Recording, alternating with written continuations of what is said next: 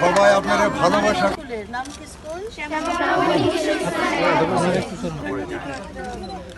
গেলে তো আমরা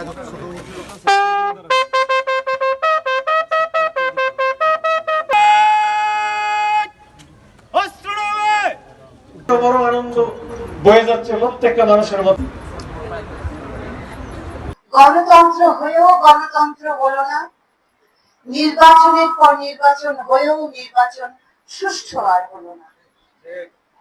25 বছর ধরে আমি নির্বাচন পর্যবেক্ষণ করেছি এবং কষ্ট পেয়েছি একটি উপলব্ধির মাধ্যমে যে আমাদের দেশের মানুষ কিছুতেই সুশৃঙ্খল হচ্ছে না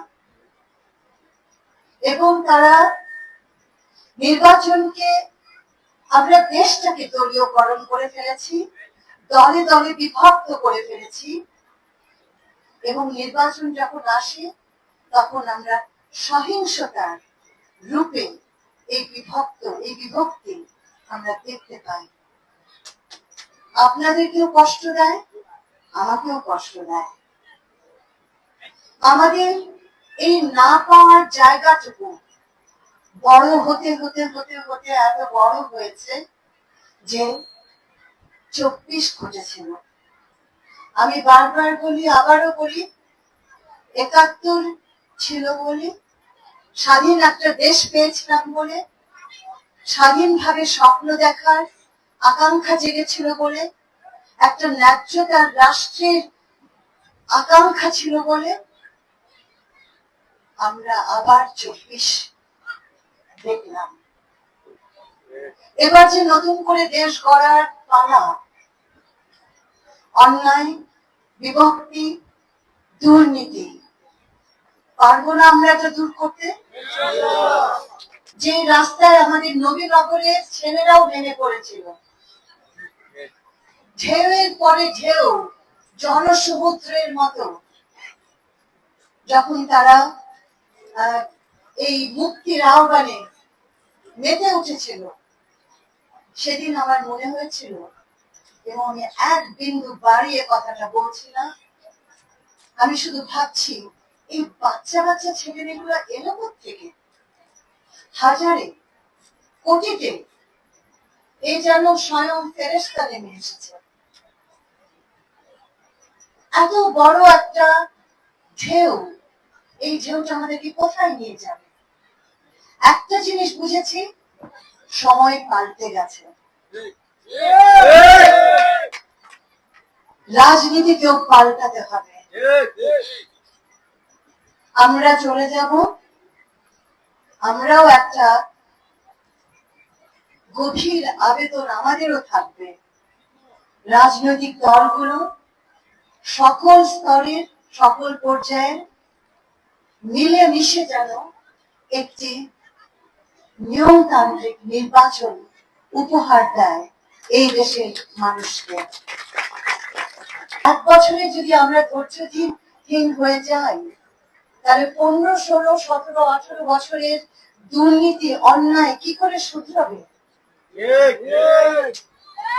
এই জায়গাটিতে আপনাদের সকলের কাছে আমার আবেদন যে সকলে মিলে যার যার জায়গায় আমরা ন্যায্যতা স্থাপন করি, স্থানীয় পর্যায়ে, গ্রামে এবং রাষ্ট্রের সকল স্তরে, ব্যক্তি জীবনে। আমার আরেকটা ছোট্ট কথা, যেহেতু আমি নারী শিশুদের মন্ত্রণালয়ে আছি, আমি দেখতে চাই যে আমার অঞ্চলটি নারী এবং শিশুদের জন্য সবচাইতে নিরাপদ।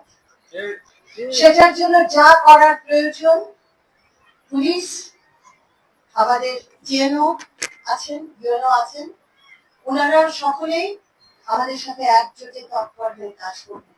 কিন্তু তার সব কথা শেষ কথা হচ্ছে, আপনার বাড়িতে যদি কোনো নারীর উপরে অত্যাচার হয়, দয়া করে আপনি সেটাকে থামাবেন। ঘরে ঘরে মেয়েদের উপরে যে নির্যাতনের হার বেড়েই চলেছে, শিশুদের উপরে বেড়েই চলেছে, এটা কে থামাবে? এটা কে থামাবে? আমি আপনাদের বিবেকের কাছে বলছি, আপনাদের চেতনার জায়গায় বলছি, এবার আপনাকে আপনার প্রতিবেশী যদি অন্যায় করে তাকে ধরিয়ে দেওয়ার দায়িত্ব আপনার, ইউনো সাহেবকে জানানোর দায়িত্ব আপনার। এটা করতে হবে। সাইবার স্পেসকে নিরাপদ করতে হবে। যে কেউ যখন তখন একটা আহ্বান করে কিছু দুষ্ট মানুষকে একত্র করে একটা মব তৈরি করে ফেলতে পারে, এবং এই মবটা সহজে তৈরি হচ্ছে একমাত্র আমাদের মোবাইল টেকনোলজির কারণে। এবং সেই জায়গাটাতে কন্ট্রোলটা আনতে হবে, নিয়ন্ত্রণটা আনতে হবে।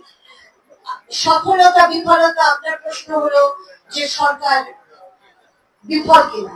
এটা বিফল সফলতার নয়, এটা হচ্ছে একেবারে নতুন একটা সমস্যা। এবং নতুন ভাবে বাংলাদেশে যারা দুষ্টুমি করে নর্মালি, তারাই এখন সাইবার স্পেসটাকে ব্যবহার করছে, আইটিটাকে ব্যবহার করছে। নতুন টেকনোলজি মানে নতুন কৌশল, এবং নতুন কৌশলের মধ্য দিয়ে আমাদের এটা মোকাবেলা করতে হবে।